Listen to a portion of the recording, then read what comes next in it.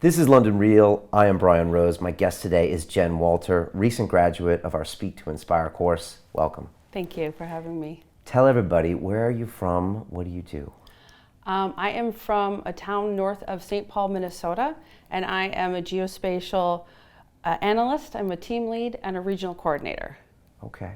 What does that person do? What is geospatial analyst? It is someone who deals with a lot of spatial data. I work in the environmental permitting group, so I'm looking for helping to put permits together for state or federal regulatory issues. And then also public involvement. Last week I was at a public meeting, so trying to get comments from people, recording it on the map so we can take their concerns back, so people have a voice. Okay. And what was going on inside of you and around you that caused you to take this course, Speak to Inspire? What was on your mind? I felt I had some personal goals for myself, and I was not getting them done. And then all of a sudden a week went by, 2 weeks, 3 weeks, and I'm like, I need some sort of accountability to get this done. And you talked about the accountability document, and it's like, I need that. So I needed to also find a way to inspire myself. I can't inspire someone else to do something if I can't tell myself to do it. So it was for inspiration, but then also to be accountable to go forward and do things. Okay. And why London Real? You, really. I was in the workshop group, and there were people on there that were inspiring me, and the support and that community of just that workshop group was incredible. And the feedback that you gave individuals and what I'd seen in other programs was impressive. And I really wanted to be part of that. Okay. So you pulled the trigger, you jump in. What are those first 2 weeks like? I mean, you got all these people around the world you never met. I'm asking you to upload 3 videos a week. You got the video modules, you got the live calls, and of course your accountability doc. What's it like? It's a lot. I mean, if you're going in with the expectation, I'll just do it and maybe I'll postpone it, that's not the way it's going to work. You have to go all in on this. So it was tough to the first one was kind of easy. It's what I thought I was going to do, but it's the next one, and then the accountability, and then trying to also get to know all your classmates, which was that was the exciting part, to meet people from all over the world, but then to turn that to yourself. And then module 2 got a little bit harder, and that's when the resistance started coming in, and more resistance. So it was difficult, but once you got through that, everything was a little bit better. What did you struggle with the most? You said we had to talk you off the wall a couple times. What was hard? It was the feeling that what I have, the passion I have, is not really of value. What my voice is may not matter to other people. I feel sometimes my walk may not have been as treacherous, which I'm grateful for, but what I learned on this class is that everyone is unique, everyone has a voice, their story is important, and they have to tell it. We found out yesterday, patent law. We were downstairs talking about patent law, and it was actually interesting. So, I mean, it's that kind of opening your eyes, and everyone has a story, and it's important to share it. Yeah. Tell me about your classmates, this tribe of people around the world. Like, how would you describe what's going on here? Fantastic. It's unreal. It's something I've never experienced before. The support from all these people via the Zoom or Facebook group, we're just interacting. And we were downstairs in the restaurant dancing and challenging each other to cold showers and talking about freedom. It's magical. We are just this family. We're starting to refer to ourselves as a family. I think How does that happen? How does that happen? You never met these people before until yesterday. It's being open up at the 3 speeches that you do each week, and then listening, as that was the first module. So getting to know these people. We have been in their houses. We have been in their living rooms. We've seen them maybe at their worst, and we've shared and we've supported them. So it's that kind of camaraderie that forms family and love, and it just builds from there. I don't know how to put my finger on it, but that's... Okay, that's pretty good. What was your biggest win on the course? Like, what's the thing you're the most proud of? or the thing that took you to the next level as far as anything, a structure part, a lesson? The structure was really helpful. I think it was back to module 2, that the value. I had a piece of resistance of paper that was probably 3 feet by 6 feet, and I started writing values. And then I went down a rabbit hole and was writing stuff over here and doing that. And I finally, when I ran out of paper, I realized you need to stop. So that was huge resistance. But when I got it and did that speech and talked about the values, especially when I had to do it on my Facebook page, I cried during that video. I kept going. But the support I got from friends and family was priceless. So my line, I am my map maker, is just epiphany. I can do this. I'm in control of my destiny. I can take whatever path I want to take. And this was the right one. Yeah. You were here last night, 30 of your classmates. You stood up, you gave that speech.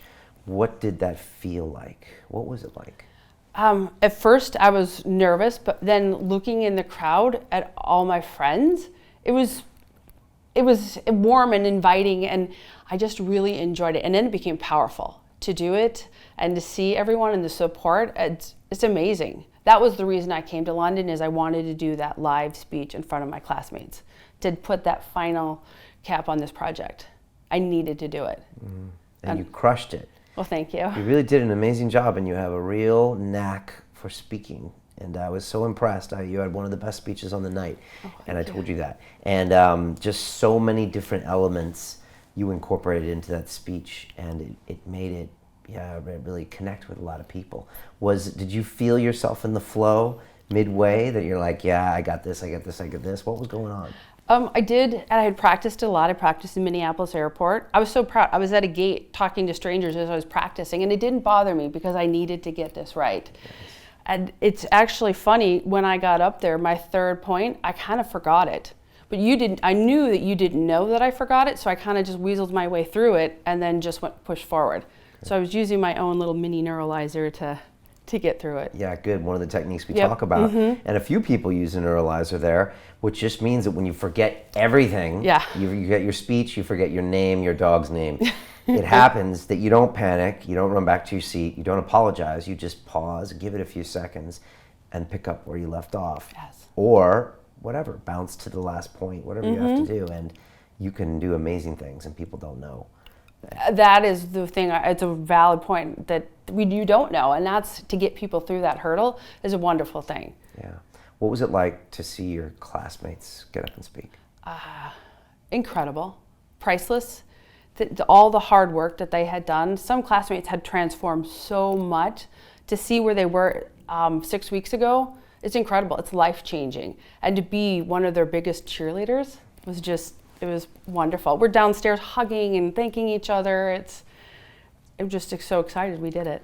A lot of hugs going around on this. We're a huggy group, course. Like Sam, we're hugging. Every course is different, but this is the most hugs ever. I mean, look, we're not shy of a good hug at London Real, yeah. But I'm telling you, your class is really bringing the hug. I got Big Hendrik, a 6.5 foot tall guy from Holland giving me hugs. The patent lawyer, so you're doing something right. What are the next 12 months like for you? What do you want to do with this serious speaking ability you have? And you can really do anything with it. What do you want to do? Originally, I was like, I'll go to a GIS conference, but I think I want to do more. I started watching some TED Talks on geography, and they weren't using your principles that you learned in this class. So I'm like, we could do something better. I could do another talk, maybe not a TED Talk this year, but the idea that that's a possible future for me. I'm not sure really. My team has always told me I should be a YouTube blogger. They just love it. They're like, you should do it. So there's a couple of us that are actually thinking about doing that, and we're trying to get together and figure out how that would be possible. Yeah, please do that, because I know Justin's going to do a lot of that stuff as well. And I agree, I see a TED Talk for you in the future, and you could do a better job. I think the most important thing is to make sure you book talks. Do something. There's actually a video online on YouTube called My Pre-TED Talk, and it was a talk I gave at someone's lunch hour at a CEO that invited me to come to his company with like 100 employees and speak at lunch. And I just said yes. And in retrospect, that caused me to do my TED Talk. Okay. So anything that gets you closer, just book it in, and then you're going to step it up, and then you'll do that. Okay. And you'll keep going. All right. please make sure you do that and keep your classmates on the same track. Yes, definitely. Some other teams have already done assignments for the next 12 months out. So when we get back, we're going to do the same thing to try to keep them on track and that they can reach their goals and be the best, because Team Albert really is the best team. I'm just saying. Oh, man. Yeah, Team Albert's pretty good. And you have an amazing instructor in Chris Albert. Yes, he's incredible. Yes. And I mentioned it earlier that there were times where I was analysis paralysis. I was that 6-piece paper that I was just going down a rabbit hole, and he pulled me back. And he's like, let's focus on what you need. You don't have to do all this. And the same thing that you said, just get it done. Put it out there. And that was a lesson by the end of the course. I realized, don't wait till Friday. Do it Wednesday, Thursday. Get it done so you can get feedback and then give feedback to your class. That was the important part too. Yeah, very nice. And what about you? I mean, Jenn herself. If we walked out on the street right now and bumped into the Jenn that didn't take this course, like, well, how is she different? That Jenn would never have done a speech in the airport for 2 hours in 2 different airports. That Jenn probably wouldn't be sitting there confident and just like walking around London going boom, boom. I know I'm like, I feel so empowered. That's a different person. There's so much more confidence right now. The world is my oyster. I can do whatever I want to do. The path is mine. Damn right it is. Boom. Boom. Boom, boom. Boom. That's awesome. Last question. If someone's thinking about taking this course, but they're just not sure, what would you tell them? I would tell them to do it. That's where I was. I don't have anything to say. I can't inspire anyone, but that's not true. You do have a voice. You do have a passion, and it needs to get out there. So take that chance, that leap of faith, and do it, and you won't regret it at all. Not at all. I didn't do it. I know, and you crushed it too. Jenn, thank you so much for being on this course, bringing the energy, for coming to London, and last night showing everybody in the room that you can do it, Yeah. and you had so many things. I was, giving you analysis afterwards. I'm like, this is what she did right. This is what she did right. You're a great storyteller.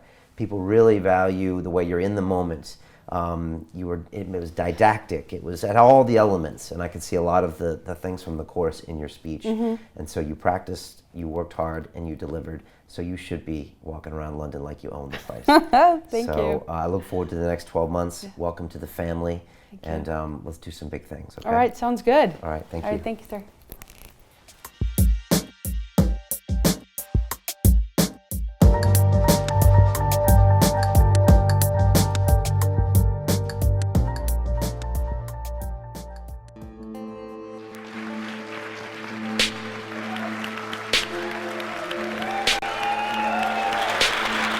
The critics who always speak behind my back, maybe I want to hear them remind me, he's back, the great pretender.